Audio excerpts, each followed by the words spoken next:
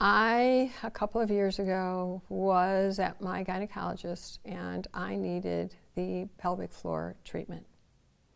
And my gynecologist was very shy at telling me that I needed that. And I was fine with it.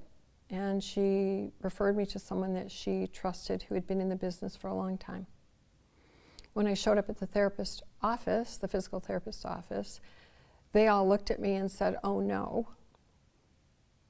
And when I met with the physical therapist, she said, "I know who you are, we all know who you are, and we don't want you to worry." But they were clearly worried about how I was going to feel and that they got everything right. And I met with a therapist and she said, as a physical therapist in training, I trained with Dr. Nassar. And he told me I was doing everything wrong, that he was doing everything right. And she said to me, I almost got out of the business because of what he told me and because he was so famous. And I wasn't anybody except somebody who worked in the field.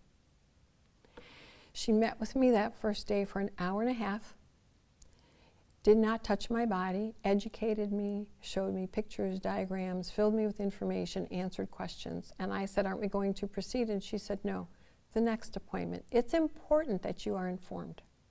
I showed up at the next appointment. She asked me if I wanted someone in the room. She covered me. She used gloves, lubricant. She explained every single time she was going to touch me, why, and for what purpose, and how my body was feeling and how it should feel. She did that each and every appointment. I probably had 20 appointments with this physical therapist. She healed my body, and I may have to go back in the future. I'm not afraid of it, but what I learned is that it's for a very specific purpose. It's used for old people like me. I'm old, I admit it, and proud of it. And what he did was absolutely illegal, wrong, and should have never happened, and certainly should have never happened in the way he did it, ungloved, without lubricant, on children for purposes like sprained ankles. It has nothing to do with your ankles. I do think it happened for a reason, and at first I thought, how do I talk about this? Who do I even tell? And then my second thought was, why as women don't we know this about our body? As I've gotten older, I don't know. I didn't know this was something that happens to many, many women.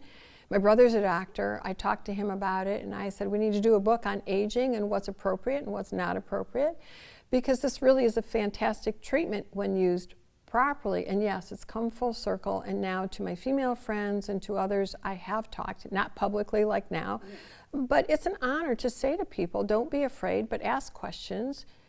Remember, there's informed consent and there's safety, and if you feel uncomfortable, walk out, get another therapist or doctor.